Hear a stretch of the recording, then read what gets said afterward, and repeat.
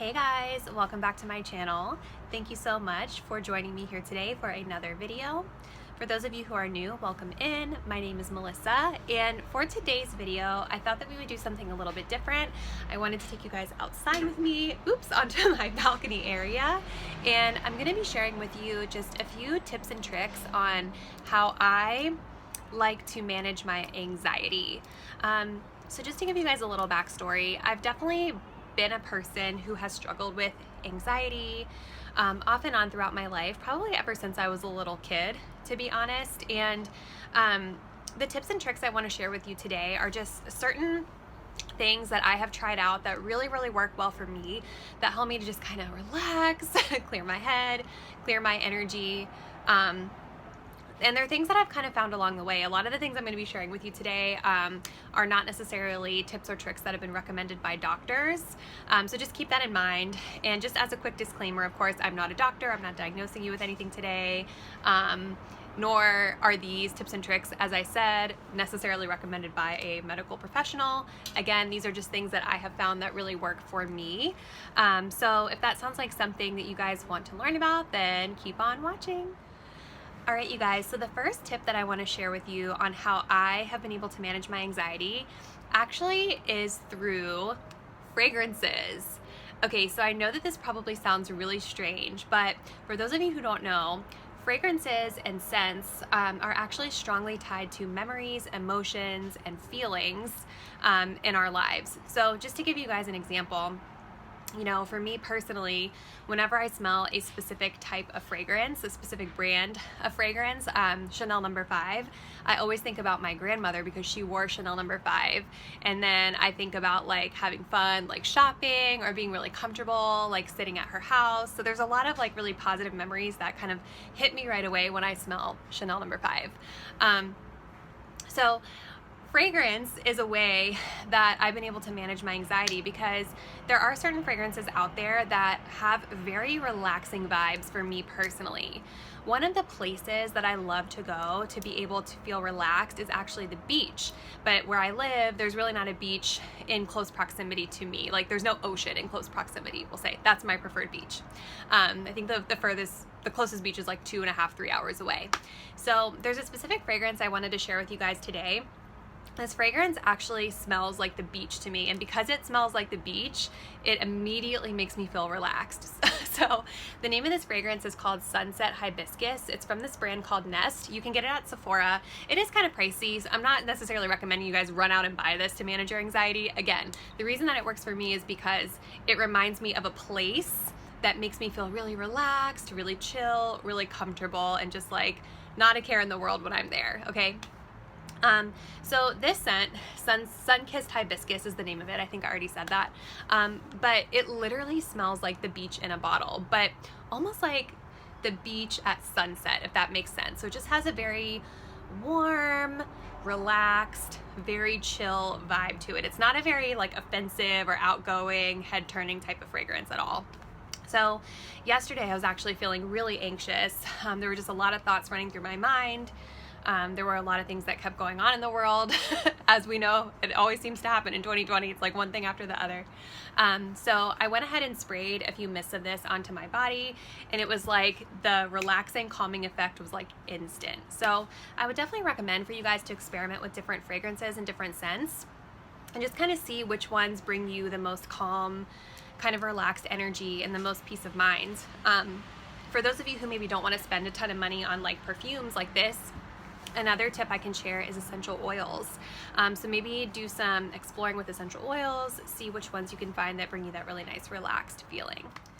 So the next tip I wanted to share with you guys on how I've been able to manage my anxiety is actually through meditation and through crystal healing as well. And this is a technique that I like to combine together.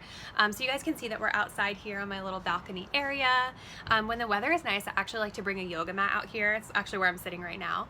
And I like to lay down on this yoga mat. I rest my head on a yoga block, lay down, and then I listen to meditation music while placing crystals in specific areas on my body. And whenever I've been able to do that, it's like, even if I'm just doing it for like 5 or 10 minutes, it gives me like an instant, like just relaxed, uplifted feeling. Some of my favorite types of meditations to listen to are really more so just like frequencies. So I don't really do a ton of guided meditations, even though there are some really good ones out there that I do enjoy. But for me, I just kind of feel more relaxed when nobody is like talking to me about anything, and I can just kind of listen to the frequency in my head. I usually have my AirPods in so that I'm just like drowning out any external noises and things like that. So whatever it is that you guys are feeling like you want to work on when you meditate, you can play a frequency for that. Specifically for anxiety though, I really like third eye frequency music, and I also like heart chakra frequency music. So you can find a ton of those on Apple Music if you have that, or even on YouTube, totally free. So I would definitely recommend either of those. Now, when it comes to crystals, the two that I've been working with the most lately has been selenite, and then I have also been working with rose quartz. You can see, so I've talked about selenite in tons of my videos. You guys know I like this on my crown, on my head. This is a super, super purifying crystal. Anytime I put it on my head, on the back of my neck, even again, just for a couple minutes, it gives me just like that instant, just like I'm clear. It's hard to explain, right? But I just feel much more clear-headed, clear-minded, relaxed. Sorry you guys, it's always weird with noises when you're filming outside. So then for my heart chakra, I've been using rose quartz. This one is conveniently shaped in the shape of a heart. But when I'm laying down meditating, what I like to do is I'll take my selenite and place it on the nape of my neck. And then I will take my rose quartz and place it right here on my heart. Listen to my meditation music for like 10, 15 minutes, being outside. Literally, you'll be transformed after those 15 minutes. So I think if you guys even did this on a lunch break, if you work from home, or just any time that you are just feeling really in your head and really just like out of control with your feelings and your anxiousness, I would recommend trying that technique just for 10 to 15 minutes, and you'll feel so much better. Okay, you guys, and the last tip that I wanted to share with you today around how I like to manage my anxiety, it actually has to do with social media. So this is going to require you to be really in tune with what it is that triggers you, or what it is that makes you have negative feelings inside, or makes you feel nervous. A lot of us probably know what those things are.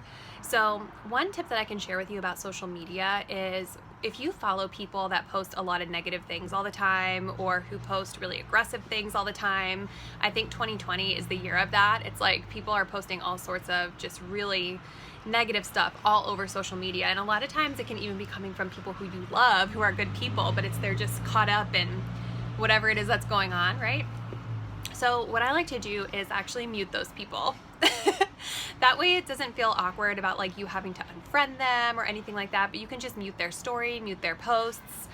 So that way it's not constantly being like pushed onto you into your feed.